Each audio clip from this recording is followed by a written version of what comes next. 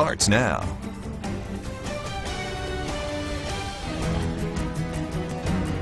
Good evening, everyone. Thank you for joining us. Joy Barnes has the night off. We began with an update from a major law enforcement operation in Monroe County. More than 70 people were arrested and charged as a result of the raid. Charges range from misdemeanors to felonies, including drug possession, possession with intent to sell, and felon in possession of a weapon. Officers served search warrants and set up roadblocks throughout Monroe County. The sting involved 6 different agencies at city, county, and state levels. Well, operations like Thursday's sting take the teamwork of multiple agencies and dozens of law enforcement officers. WCBI's Jory Talley is in the studio to tell us more about a pair of Monroe County deputies who were particularly busy yesterday. Jory?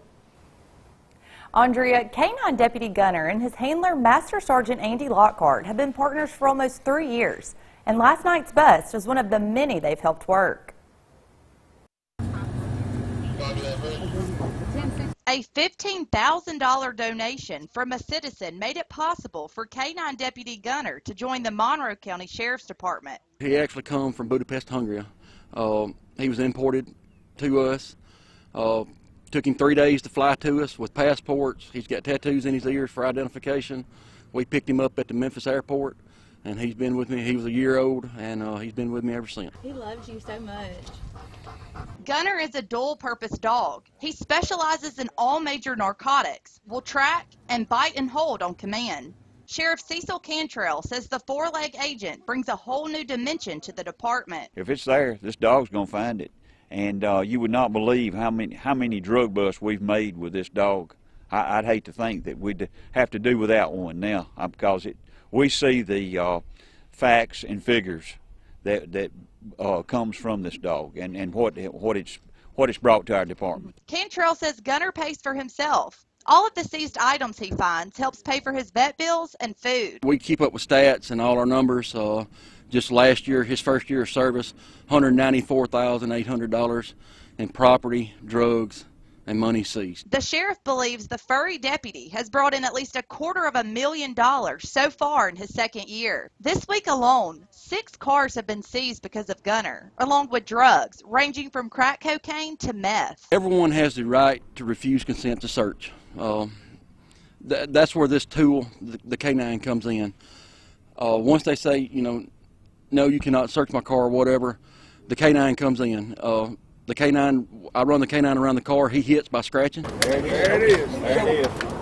Gunner's commands are given in German by his handler, which is one thing they learned in their 5-week training course. Training lasted 12 to 14 hours a day, and although they don't spend as long training these days, they still put in a minimum of 20 hours a week. The dog's nose can break an odor down. We call it a stew theory, okay? If we walk in a room and we just smell a pot of stew cooking, if he walks in the room, he's going to smell the beans, carrots, peas. Everything is broke down. He even will break meth down to the battery acid. The Sheriff's Department has another K-9 deputy who also lives with Gunner and handler Lockhart.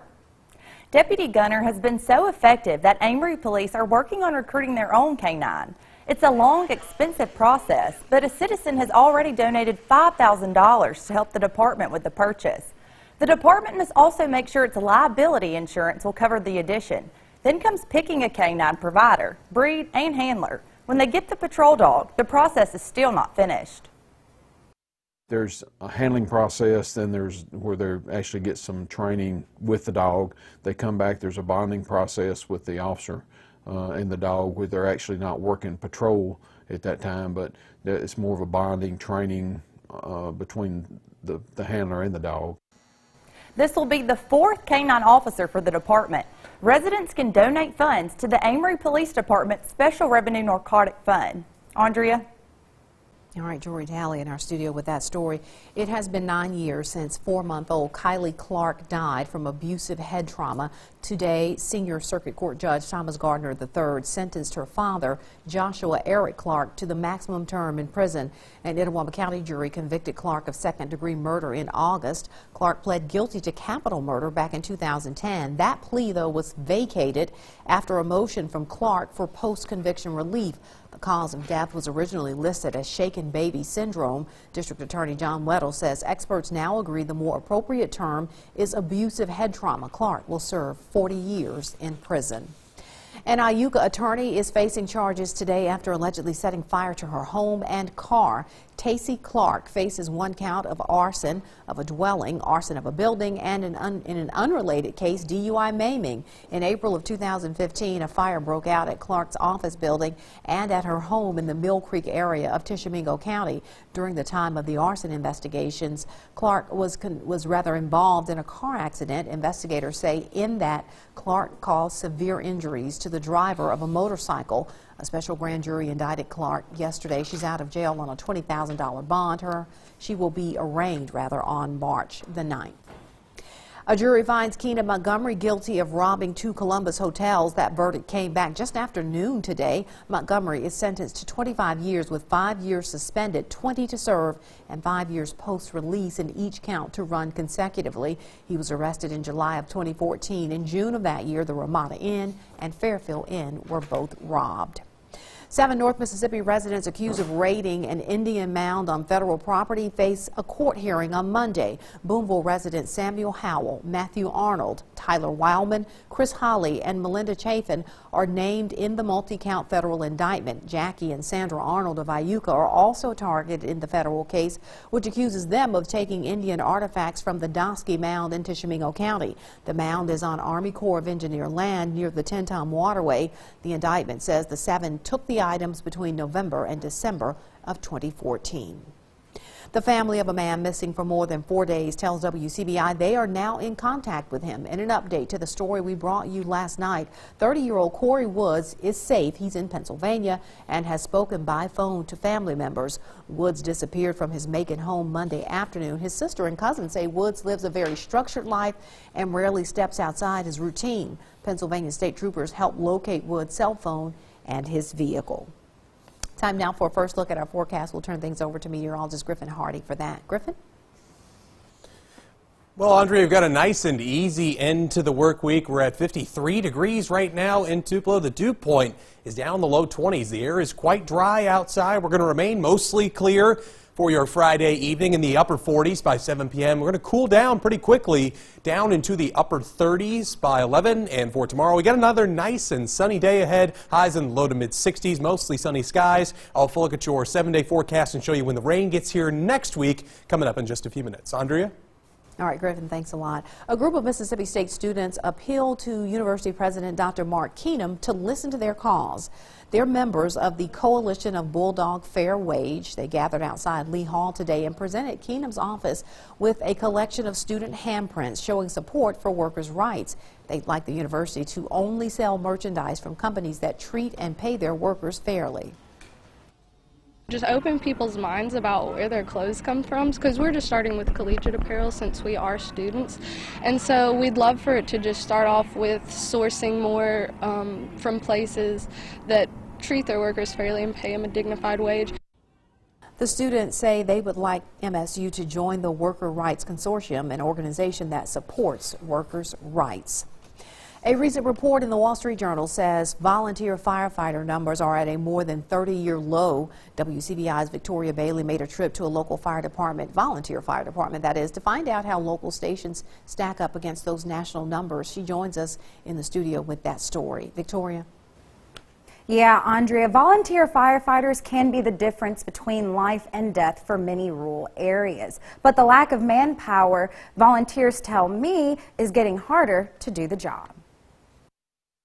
Meet Tristan Jones and Robert Lehue. They are students at Mississippi State until they get the call. It really depends on what you're doing, since it is volunteer.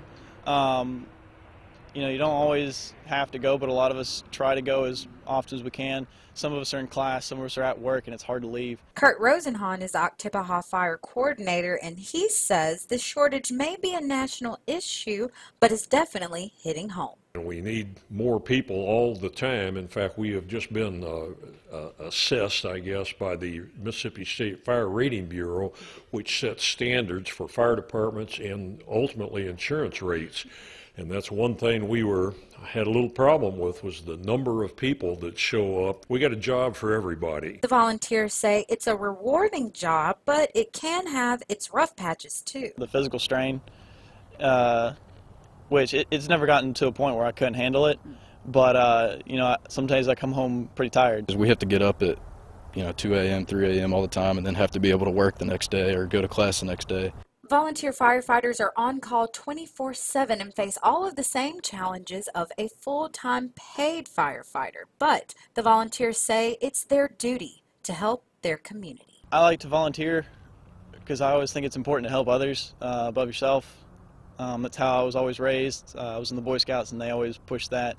So, you know, it's some people get into situations they can't help themselves out of, so people need to be there to help them as well. I mean, we live in this community, we're helping this community. I think it's very valuable to help people, extremely important, because there's not a lot of people, like you said, there's not a lot of people who do this job, so that's why it's important, is because if we know how to do it and we can get out here and get trained to do it, that's why we need to do it. Now, volunteer firefighter training is held the first Tuesday of every month at 6:30 at the East Oktibbeha County Volunteer Fire Station. Andrea? All right, Victoria in the studio with that story. Coming up, we find out more about a program designed to help some children carrying a pretty heavy load. You're watching WCBI News at 6. Everyone, a North Mississippi judge is asking groups and individuals to help shoulder the load for some area children. First District Chancery Judge T.K. Moffitt says he is saddened by the high number of children he has to place in foster care. To make matters worse, Moffitt says children are often forced to pack all of their belongings in garbage bags. He's now asking churches and other groups to collect backpacks and duffel bags for foster children. There's also a huge need for families, he says, to take in foster children. Where I got this idea was I met a young lady, 12 years old, at the airport in Tupelo some time ago, and put her on an airplane to join her father in Omaha, Nebraska.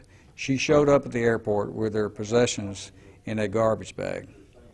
And we can do better than children having to drag from place to place with their possessions in a garbage bag. If you'd like to get involved, there is information on our website, WCBI.com. Many of Mississippi's future business leaders are being recognized for putting their ideas to the test. MUW hosted the Phi Beta Lambda Leadership Conference this week. The meeting allows more than 150 students from across the state to compete in business scenarios and to hone their management skills. It also helps to build future business networking opportunities. The W has hosted the conference for the past 4 years. Plenty of dry air over the deep south, and our water vapor satellite will remain dry for the weekend, but more rain comes back in by next week. I'll show you when in your 7-day forecast right after the break.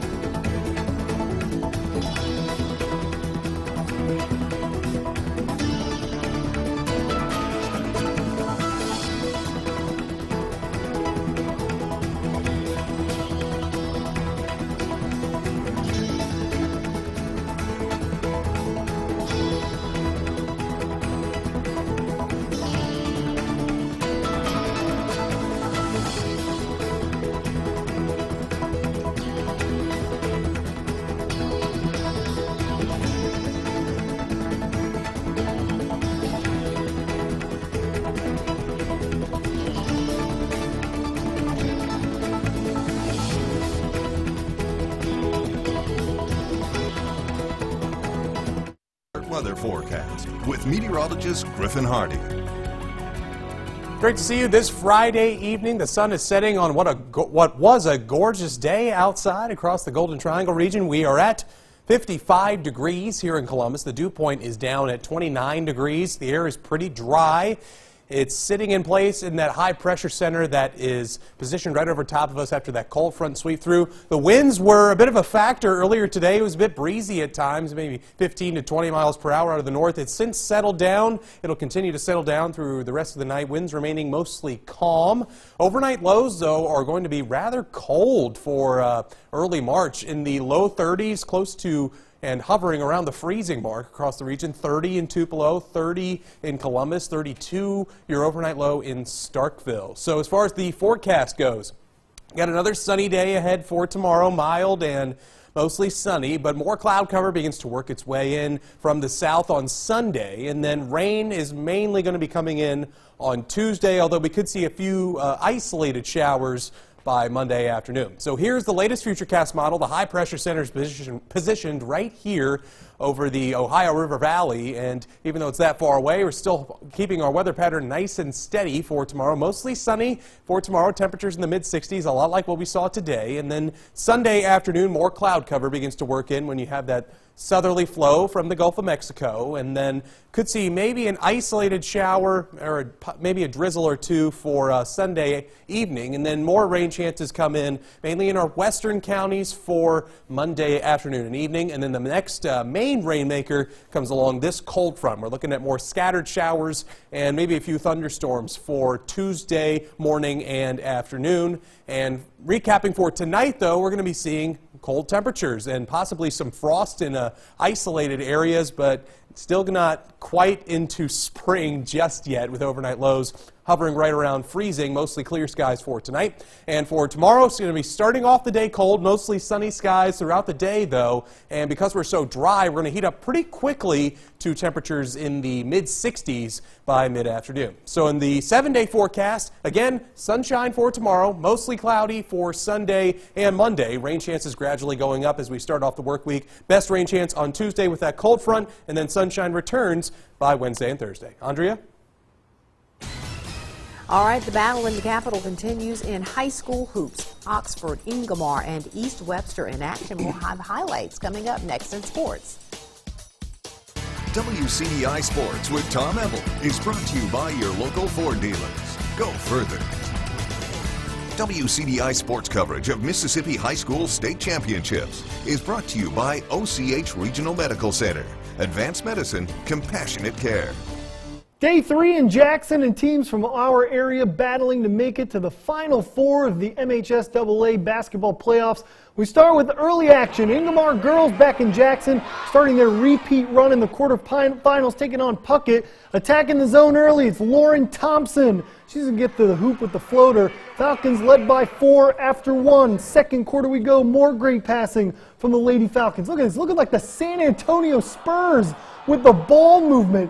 Every single person touches the ball, and Lindsey Hall nails the triple, and Garabeth Self couldn't be stopped in transition. She's going to take it coast to coast. Ingomar, they go on to win in convincing fashion. They win 47-33.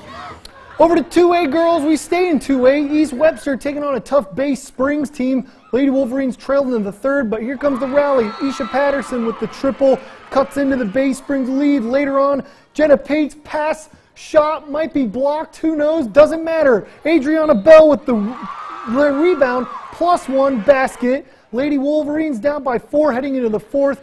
Kept battling. Bell would finish with 17 and 12, but it wouldn't be enough. Tough, hard-fought game. East Webster falls 43-37 to Bay Springs. To the fellas, 5A action. Oxford and Jarkel Joyner back in Jackson, and for the third straight year, facing Wayne County. They lost the previous 2 meetings, but it'd be different this time. Great pass along the baseline from Terry Williams to Drew Bianco for 2. Later on, Joyner, he's going to be the distributor. Check out this pass from Joyner. Gets it inside to Jeremiah Peegs underneath for 2. Joyner would get going after that.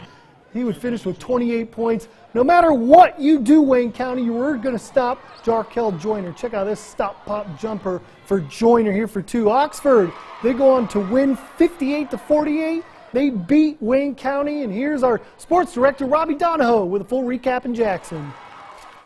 Thanks, Tom, and good evening inside of the Mississippi Coliseum, affectionately known as the Big House here in Jackson. We have 11 area teams that have already punched their ticket to the semifinals of the state tournament coming up next week, and could be at 12 after the day is over today. West Point playing at 7:30 against West Jones. The Lady Wave looking to advance to the 5A semifinals. Well, Ingomar looked good today, so did Oxford, finally taking down Wayne County, and East Webster very nearly took out a very good Bay Springs team. So all those great highlights. We'll talk about West Point coming up at 10 on WCBI. Tomorrow, if you're making the the trip. Plenty of great games. Both the Tupelo boys and girls are in action, Starkville girls, New Site girls, and the Boonville girls. So we have a chance to get to 17 area teams playing in the semifinals after the final games of the quarterfinals coming up tomorrow. But we will recap it all tonight and tomorrow for your best coverage of the Mississippi High School Basketball State Tournament here on WCBI Sports. But for now, reporting here in Jackson, I am Robbie Donahoe. Tom, let's toss it back up to you in Columbus. Thanks for that, Robbie. And let's take a look at Mississippi State in action against LSU. So far, they're up 56-49. That's the last score check we've got here at WCBI. This has been a dogfight all day long. It was the fourth quarter, and it was a 3-point game I think State was up by. So it's been a back-and-forth battle. Mississippi State trying to survive Game 1 in the SEC tournament, Andrea. So we'll keep an eye on that and have highlights coming up at 10. All right. When we come back, we'll have a last look at the forecast. Stay with us. WCBI sports coverage of MSU women's basketball is brought to you by OCH Regional Medical Center, Advanced Medicine, Compassionate Care, and Visit Columbus, the city that has it all. A final look at your 7-day forecast. Got a really nice day ahead for tomorrow. It's mostly sunny skies, highs in low 60s. Mostly cloudy on Sunday and Monday. Best rain chances with the cold front on Tuesday. Then sunshine comes back by Wednesday. All right, quick update on the game. Mississippi State leading LSU now 58-51 with about 4 minutes left to go in the fourth quarter. Awesome. All right. Go Bulldogs. That is the news at 6 o'clock. Enjoy the rest of your Friday evening. We'll be back tonight at 9 and 10.